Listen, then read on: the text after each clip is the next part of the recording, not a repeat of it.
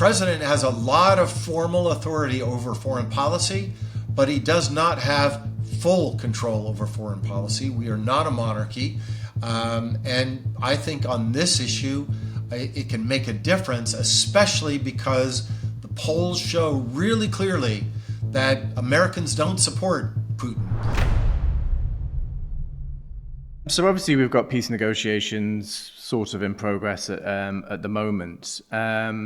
But there's an argument that Trump hasn't yet had to negotiate really with Putin. He's only been making demands of Ukraine. How do you think that will go when Trump comes up against Putin, who we know has maximalist demands in Ukraine and isn't likely to just kind of roll over and do exactly what the US wants? Well, I used to negotiate with the Russians, including Vladimir Putin.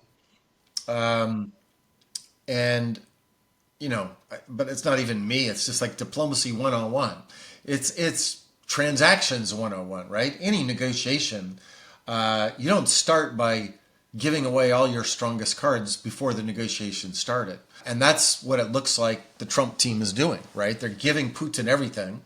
I think they're giving him more than he even expected, even before the negotiation started, which suggests to me that they're actually not that serious about negotiating or mediating an end to the war. They're more focused on compelling Ukraine to surrender. And there's a difference. But as a result of that strategy, and it's not surprising to me at all, having negotiated with these guys, and by the way, when I say negotiate with these guys, I mean literally these guys, like Lavrov and Ushakov, the ones that showed up in Saudi Arabia. They are the people that were on the other side of the table when I was in the government 15 years ago. Still the same team. But one thing I remember, like, in negotiating the New START treaty, for instance, with them, the arms control agreement, you give them a concession, they just put it in their pocket and they say, well, what are you going to give us now? That's their strategy. And they sit quietly and they wait. We Americans, we're impatient, so we negotiate with ourselves to try to get a deal. And that's exactly what they're doing now. And to your point, they've already pocketed, Ukraine has to give up territory. Ukraine can't be in NATO. Those are the two strongest cards. Those are cards that should have been traded for concessions from Russia. We just threw those onto the table before we even start to talk. So guess what? Now Putin's demanding more.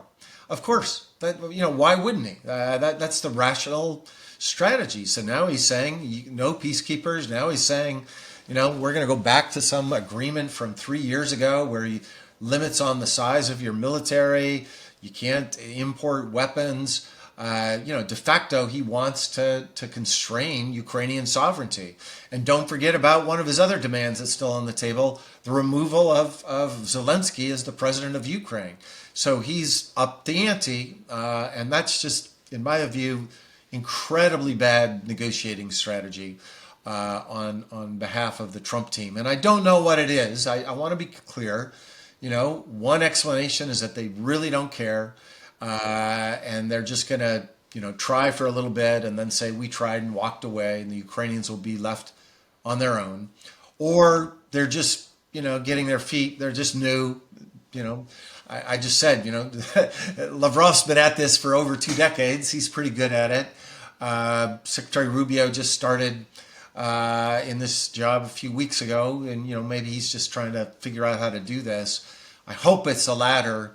I fear it might be the former. You recently wrote a piece in The Atlantic examining how the global ideologies of President Donald Trump and President Vladimir Putin are similar. Can you just explain what Putinism is and how it is similar to the MAGAism which we see in America today? Putinism, as I understand it, is a political philosophy, an ideology, not just a set of transactions, but where Putin thinks that he is the leader of a conservative Orthodox movement. His words, not mine, right? I have different definitions for those words. But if you listen to what he says, he thinks that he has been fighting for these traditional Russian values, protecting his people from the decadent liberal Europe and decadent liberal West more generally, and American imperialism especially.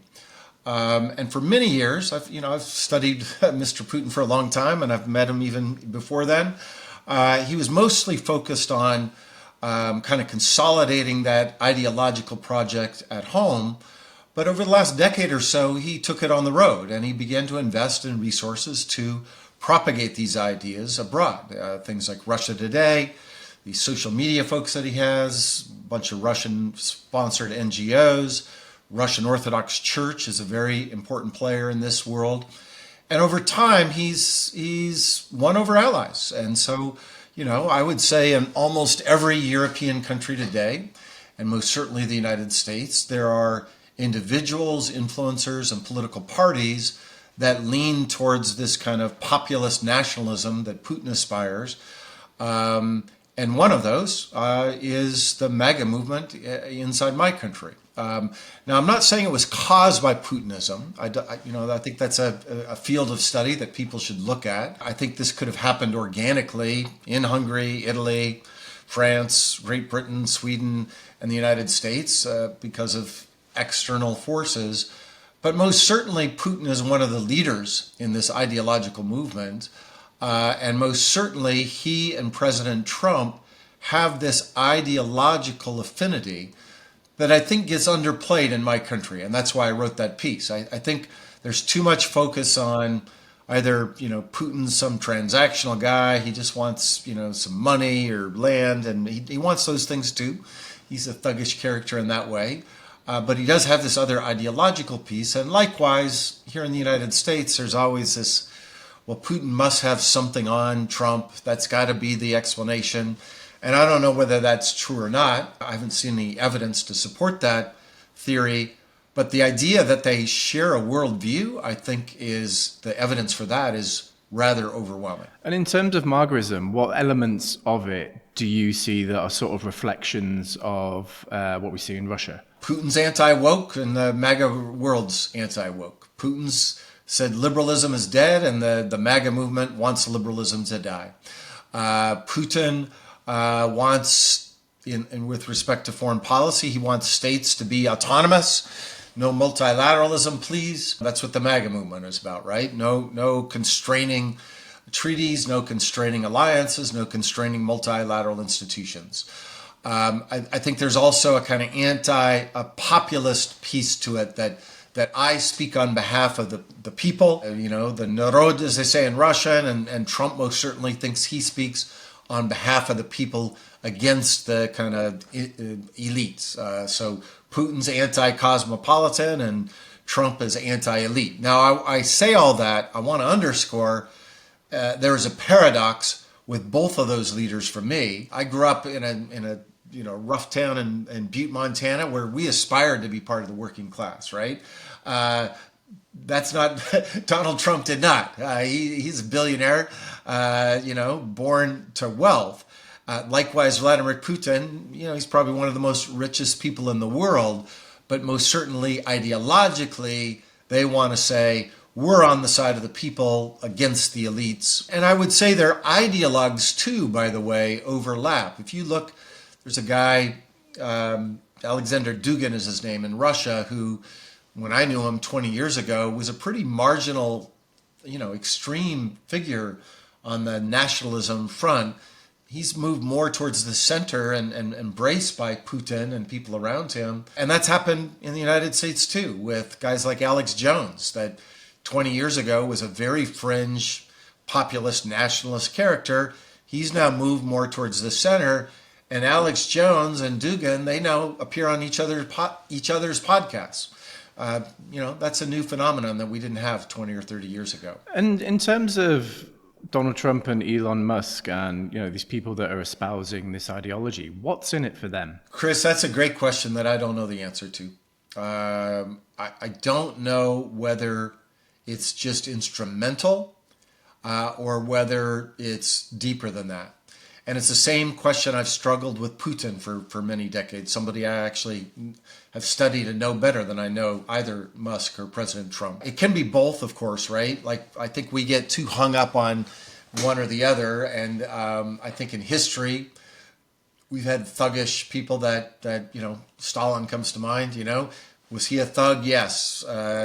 Did he like to use criminal activities? Yes. But he also was an ideologue. I think of Putin in those categories. But Trump and Musk are harder for me to understand.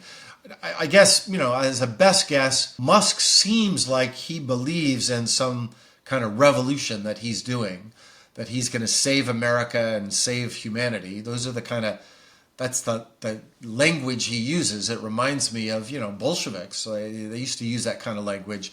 The workers and the peasants, Lenin or Stalin, they didn't understand their own interests, but we're going to save them on their behalf, right? I hear that in the way Musk talks. I don't know about Mr. Trump. I don't know if he really believes this all, or if it's just a kind of mechanism, an instrument for him to be in power. We've talked about ideologies, but obviously they have serious effects on real world events. Can you just kind of describe how we're seeing that play out specifically in relation to Ukraine at the moment? Dramatically, shockingly, in very negative ways. So, to back up for a bit, in the old Cold War days, the ideological struggle. And I'll let other people, capitalism, communism, freedom, tyranny. That's a debate for another day, right? But there was an ideological struggle, and it was mostly between states, right? So there were the red state team and the blue team, and we had these maps, and Angola would fall and become red, and that's the world there was. There were figures in both the Soviet Union who were anti-communists, and there were figures in the United States who were Marxist. There were, but by and large, that was the ideological struggle. What's different about the moment we're in now is that the real drama is taking place within states, not between states, right? So it's illiberal nationalism versus liberal nationalism, and you have strong factions within the United States, within Hungary, within Russia, not so much, because the liberal internationalists are either arrested, dead, or in exile, but they're within states.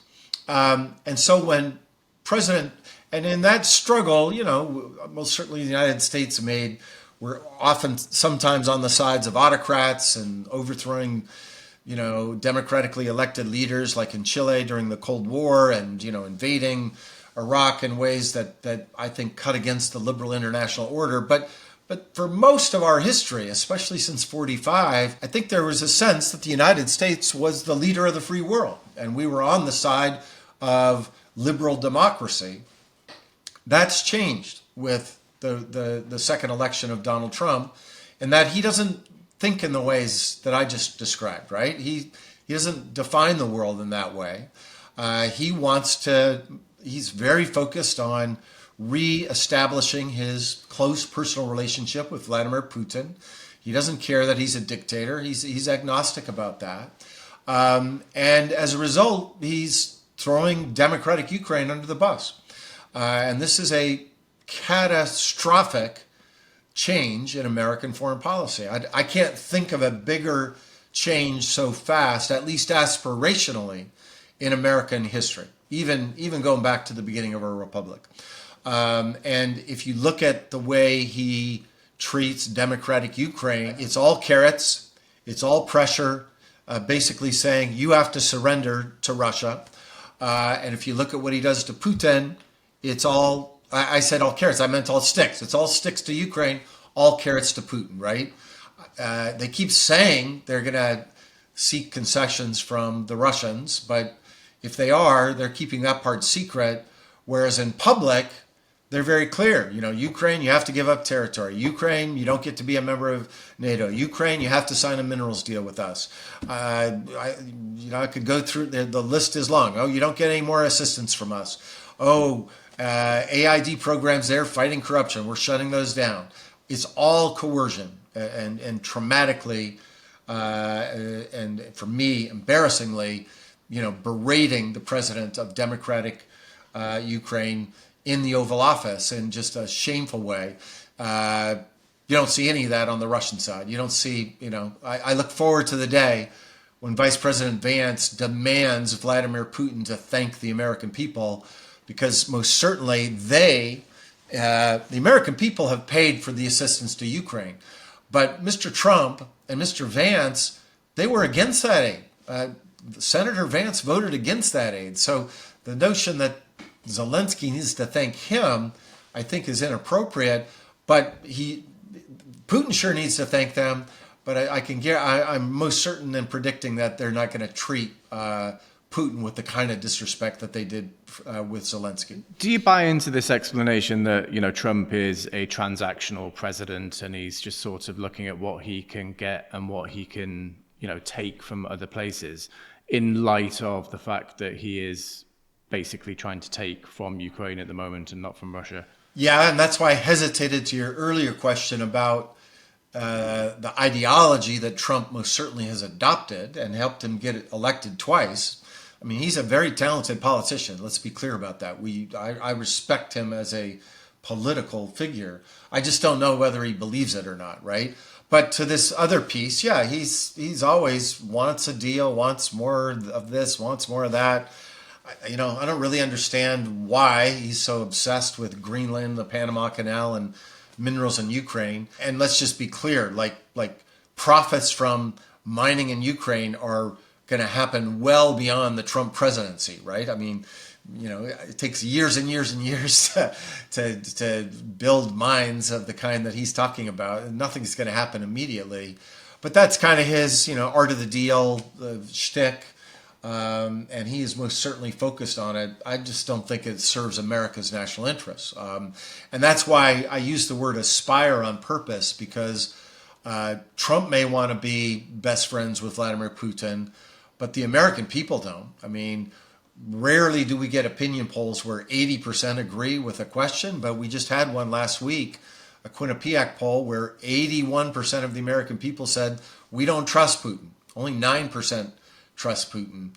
And I think Trump may be ahead of his skis on this one. I don't think it's going to be as easy as he thinks to put us on the autocratic side and to, move away from the democratic side. Here at the Kyiv Independent, we've had loads of emails and loads of support from Americans saying they're absolutely outraged at what's happening. But is there anything that people can do to try and combat and change what's happening? You mean in the United States? Yeah. Or you mean everywhere?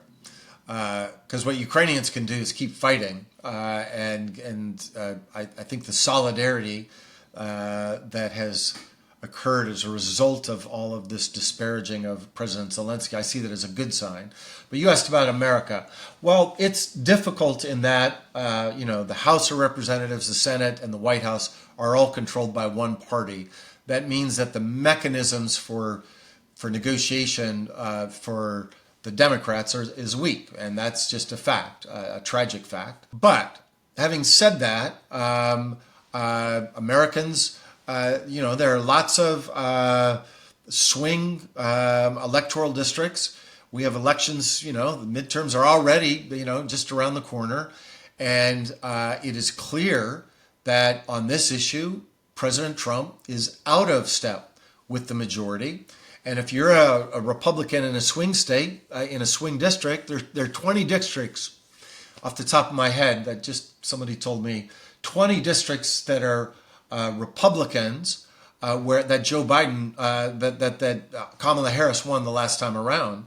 Those people are in trouble, and that's where you can focus your attention to say, do the right thing here, and that matters. They have a majority, but a very thin majority, and so I hope that Republicans who support Ukraine, and there are many in the House, who so far have not shown a lot of courage in stepping up, if they see opinion polls shifting and they see that they're against the majority, maybe they will hold up approval of the next budget, for instance, without working into that new aid for Ukraine. That's a very practical thing that they could do if they have the courage to do that. And they have a lot of leverage. Senator Joe Manchin showed that just one strong Democrat willing to stand up to his party could get a lot of things. He was like the second president the last time around because he had that position. Republicans if they had the courage to do so, could be in that position. And then the longer term, I would just remind people that there have been lots of times in American history where the president and the White House had one foreign policy and the American people adopted another, and eventually the American people won out. So classic example was the Vietnam War, where the majority of American people just did not support the position of the White House on that, and eventually put pressure on the White House. More recently, anti-apartheid movement in the United States in the 80s. You know, President Reagan supported the apartheid regime in South Africa, and that one's very parallel in my head, partly because I was part of the anti-apartheid movement in my country.